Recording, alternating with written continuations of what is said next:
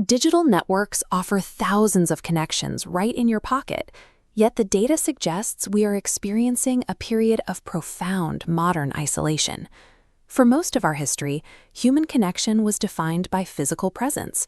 It was inherently messy, full of awkward pauses and unpredictable reactions we couldn't skip or mute.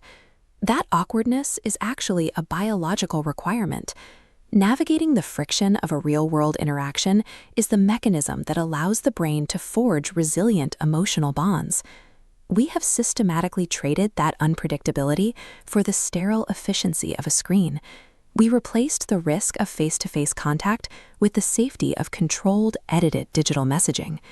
When we eliminate social awkwardness through a glass interface, we inadvertently stall the emotional and psychological growth that only occurs when we are forced to adapt to another person in real time. Engineering the friction out of our social lives did not improve connection. It replaced it with a digital illusion that leaves the psyche without the emotional nutrients it evolved to require. This illusion deepened as we moved from private messaging to the public broadcasting of our internal lives. We began editing our personal struggles into packaged content. By sharing vulnerability for the sake of engagement, we turned what should be a private connection into a performative public act. A surge of dopamine receptors fires in response to these notification icons. The brain mistakes these artificial spikes for genuine support. Being synthetic, it results in an immediate drop, creating a sawtooth pattern, a continuous, unsatisfied loop craving more digital engagement.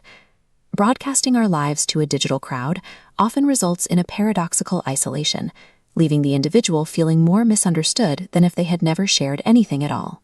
The structure of our interaction eventually shifted from active communication to the passive observation demanded by the infinite scroll. Modern algorithmic feeds are engineered to prioritize high-engagement outrage and envy. These platforms now favor emotional triggers over the slow, quiet effort of meaningful human discourse. This environment created a new form of psychological exhaustion, parasocial maintenance. We find ourselves tracking the intimate details of dozens of curated lives, people we do not actually know and who do not participate in our own reality. This relentless algorithmic observation leads to social atrophy. It drains our emotional energy while failing to provide any reciprocal human connection in return. To fill the resulting emotional gaps, we have begun relying on AI companions and personalized chatbots. These agents act as digital mirrors, providing a comforting simulation of being known. Because they are programmed to be perfect, they offer a hollow closeness that lacks any real human stakes. When human emotional output is intercepted and absorbed by a centralized AI node, the connection to other people is effectively severed. Outsourcing our empathy to digital assistants further erodes our ability to handle complex human emotions. This synthetic closeness starves the psyche because the biological brain recognizes the absence of actual risk. Without the possibility of being truly rejected, we cannot feel truly accepted.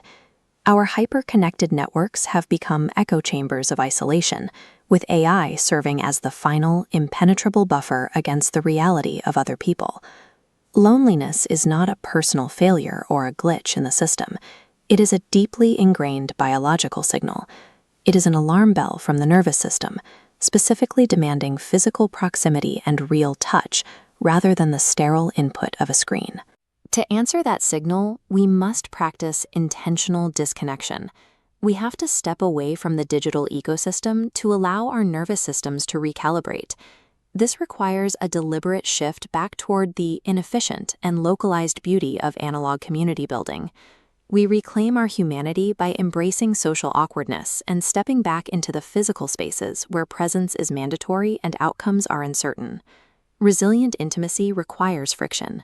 Our survival depends on our ability to log off, abandon the digital illusion, and return to the messy reality of being physically present with one another.